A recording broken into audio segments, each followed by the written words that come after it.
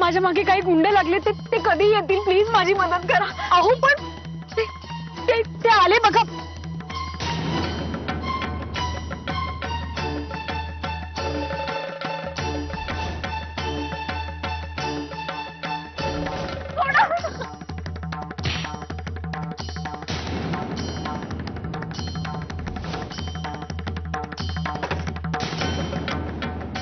अहो मीच आहे.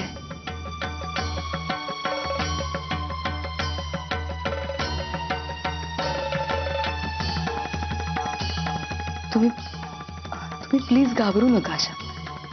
मी परत एकदा सांगते की अशा घाबरून जाऊ नका. तुम्हाला काहीच धोका नाहीये आणि आम्ही आहोत ना सगळे. चला बरं, तुम्ही नाश्ता करून घ्या. नाही, नकोय मला. अहो असं काय करताय? मला खरंच भूक नाहीये. अहो काल रात्री तुम्ही नीट जेवला नाही, आत्ताही तुम्हाला भूक नाही म्हणताय. हे असं नाही चालणार. निदान 2 घास तरी खाऊन घ्या.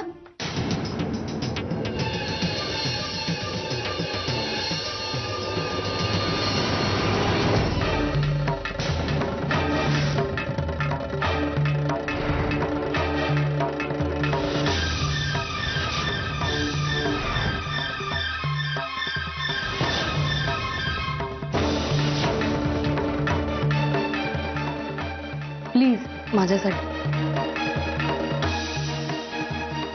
बहिणी, अगं नेत्रा,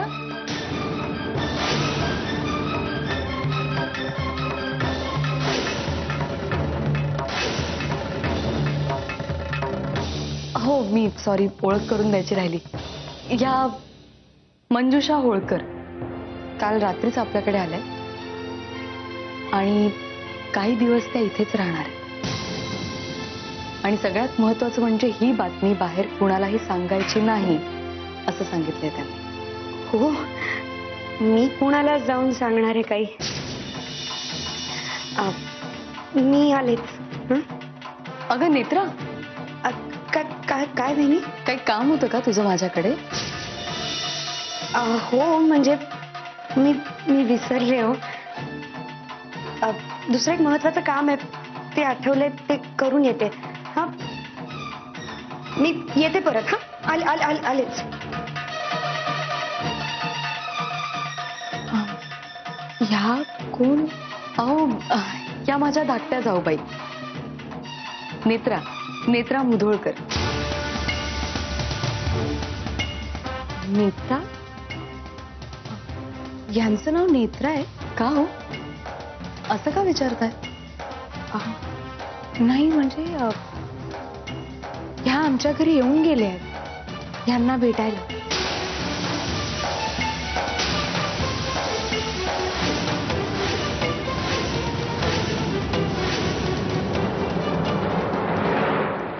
एक रिलॉक्स लावा. News channel news. हा, नेक्स्ट नेक्स्ट नेक्स्ट. न्यूजच नाही. आमच्या मिसेस मिसिंग झाले त्याची न्यूजच नाही, बातमी नाही. तुम्ही हो गंडा काय शोपीस म्हणून मानला का तांबडे बाबाचा हातात? काहीतरी करा साहेब. तुमचं वहिनी साहेबांवर लय प्रेम आहे वाटतं. मच प्रेम, पण त्याच्यापेक्षा तिच्याकडे जे आमचं सिक्रेट आहे त्याच्यात आमचं टू मच प्रेम आहे. आमच्या मिसेसला आमच्या समोर हजर करा. जित्ती तर जित्ती, नाही तर मेलेली. हा साहेब, मी करीन, प्रयत्न करीन. आत्ताच हाती आलेल्या माहितीनुसार स्टीवन इन्फोटेकचे मालक ग्रॅहम जॉन्सन यांनी कोल्हापूर नजीक एक नवीन प्रकल्प सुरू करण्याचा निर्णय घेतला. त्यांना या कामात भूसंपादन करण्यासाठी वसुधा एंटरप्राइजेस या नवीनच कंपनीने बरीच मदत केली असून ही या आर्थिक वर्षातील सर्वात मोठी गुंतवणूक मानली जाते. फोन लाव. त्या मुधोळकरला फोन लावा. अरे आवाज वाढतोय, फोन लावा मुधोळकरला.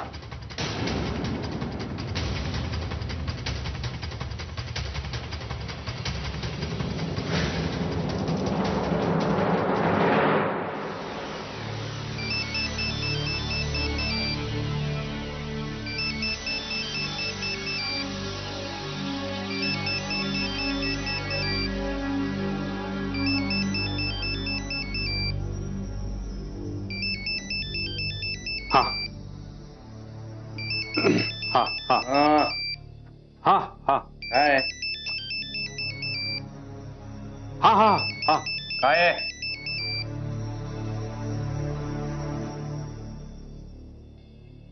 चालू आहे. म्हणजे आता ऐकू बी येईन असं झालंय काय तुम्हाला? ए तोंड सांभाळून बोल. तेच म्हणतोय मी. हा अहो, कवा धरणं फोन वाजतोय आपला, म्हणजे तुमचा एकट्याचा. तुम्ही काय फोन उचलायचं नावच नाही हो. दादा माझं डोकं काय लागले ना.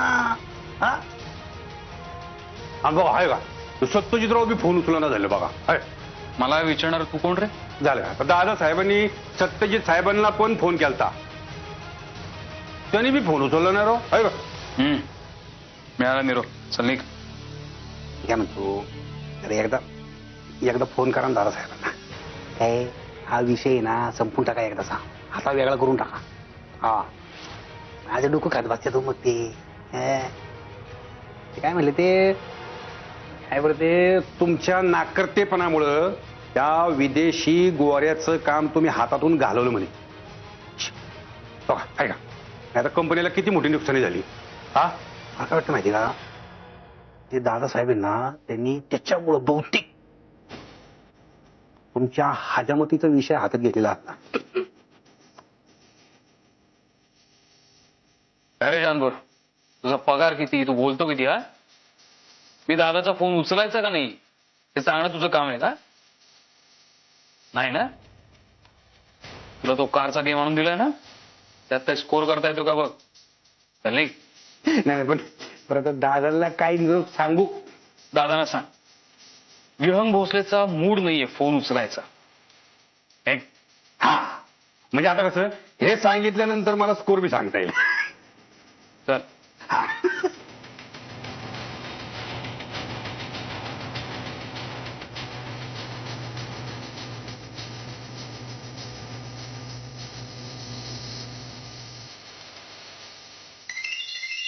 हा बोल घे. काय झालं मीटिंगचं? आत्ताच SP साहेबांच्या ऑफिसमधनं बाहेर पडतोय. उद्या मंजुषा वहिनींना त्यांच्यासमोर हजर करायचंय. महत्वाचं काम झालं.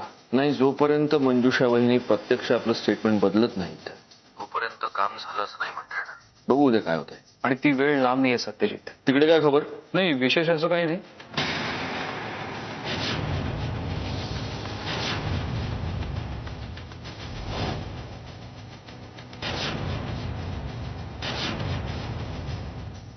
Okay bye. ओके चल बाय.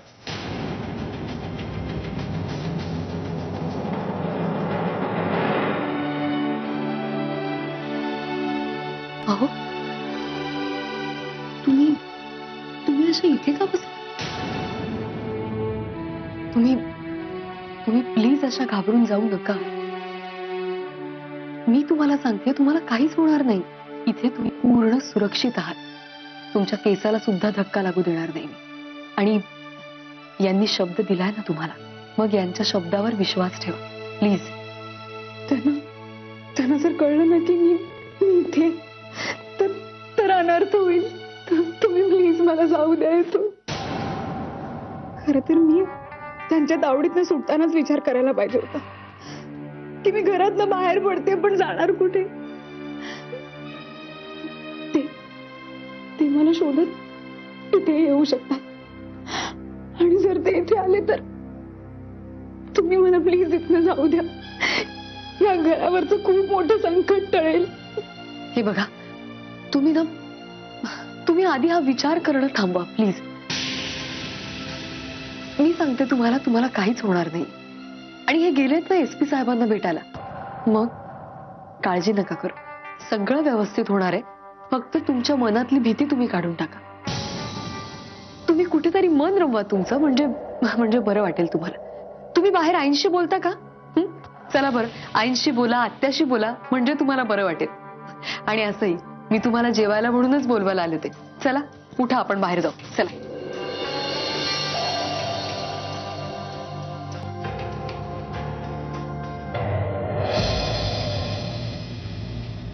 कोण कुठली ती दादा होळकरची बायको? तिचा आपल्या घराशी काय संबंध आहे? का आणलाय मंजिरीने तिला इकडे? आणि त्यात सत्यजितही तयार झाला तिला इकडे ठेवून घ्यायला. म्हणजे काय? या आधी तू शांत हो. मावशी कशी शांत होऊ मी? या घराची चिंता आहे मला. तो माणूस किती पाताळ यंत्रीय आपण बघितलंय ना. इथे या घरात येऊन सत्यजितचा अपमान करून गेला तो. त्याला धमकी देऊन गेला. सत्यजित आणि मंजिरीच्या बाळाला अंत्ययात्रेला पाठवतात ना, ते पुष्पचक्र पाठवलं त्यांनी. नंतर आजीनी जो त्याचा अपमान केला, त्याचा सूड उगवायला इथे येऊन एवढं काही करून गेला, तरीही तुम्हाला कळत कसं नाहीये तो किती घाणेरडा माणूस आहे. आणि मावशी, त्याच्या बायकोला आपण आपल्या घरात आश्रय दिलाय. म्हणजे तूच विचार कर आता तो काय करेल आणि काय नाही याचा नेम नाहीये. मावशी, मंजिरीची परिस्थिती आता काय आहे तुला माहितीये? त्यात एखादं मोठं संकट या घरावर आलं तर आपण काय करणार आहोत ग? हे बघ, होत्याचं नव्हतं व्हायला वेळ लागणार आहे. प्रिया, मला कळतंय ग सगळं, पण तू नको याची काळजी करूस. माझा सत्यजितवर पूर्ण विश्वास आहे, अगदी स्वतःपेक्षा जास्त. उद्या कुठलीही परिस्थिती ओढवली ना तरी सत्यजित मध्ये ते संकट परतवून लावायची ताकद आहे आणि आत्मविश्वास सुद्धा.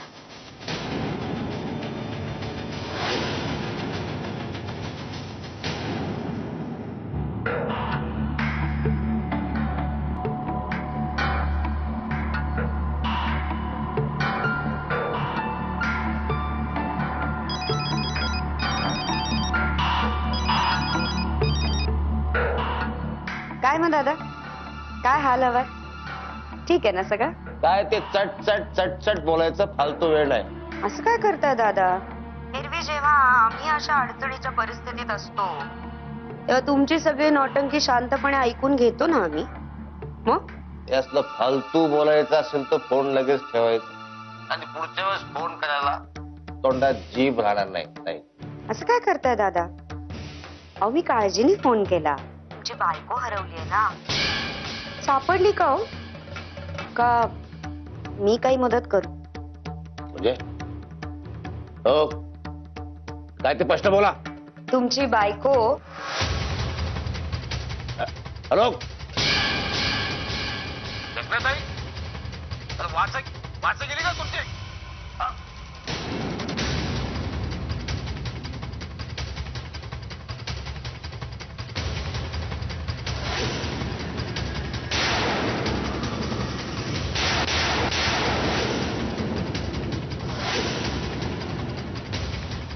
ही बाई का येडी आहे का?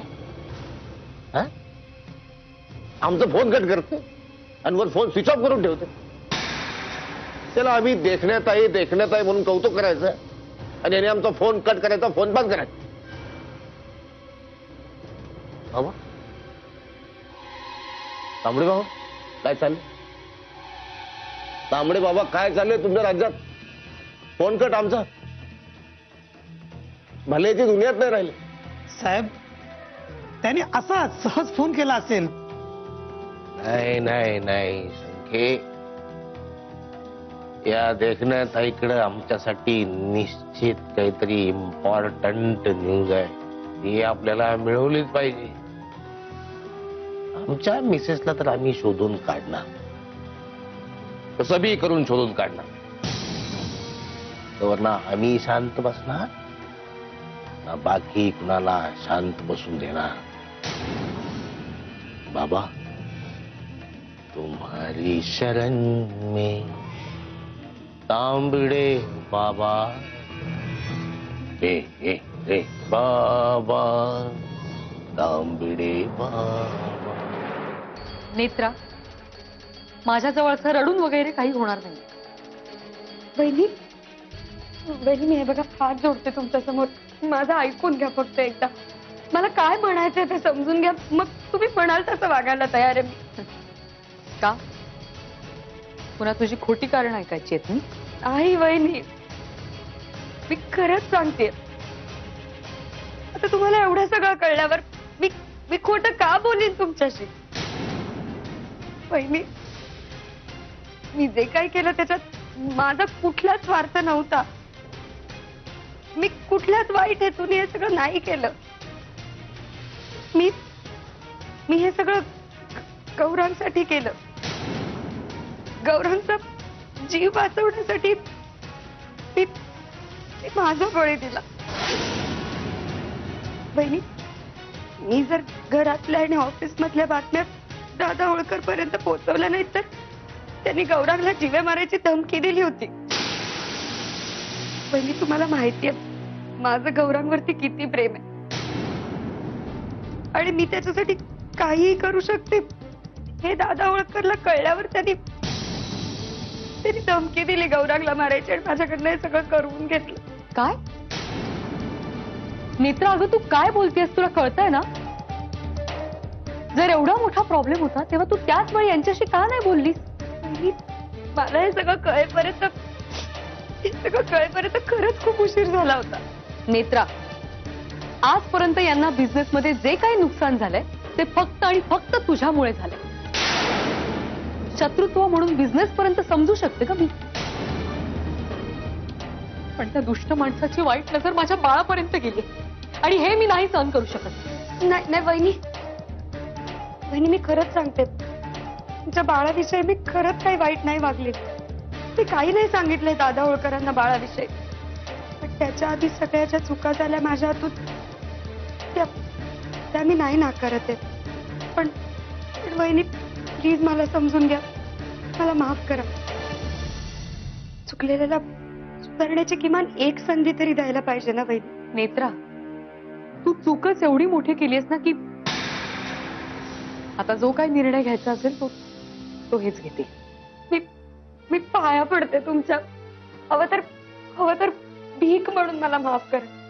माझ्या आणि गौरांच्या आयुष्याचा प्रश्न आहे वहिनी. प्लीज सत्यजित दादांना याच्यातलं काही सांगू नका. वहिनी, चुकलेल्या माणसाला सुधारायची एक संधी किती महत्वाची असते हे तुमच्यापेक्षा जास्त कुणाला कळेल. काय झालं?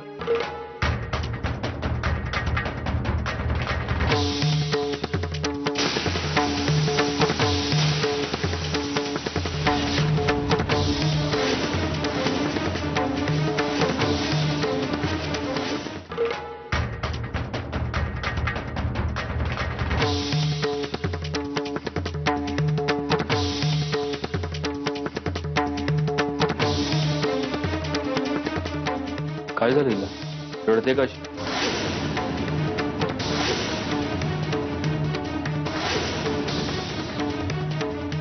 तिला तिच्या बाबांची आठवण आहे.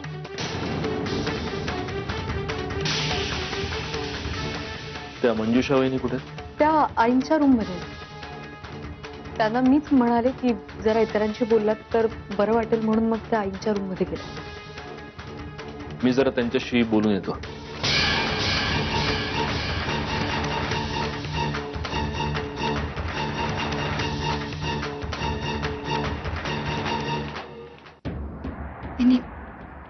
थँक्यू.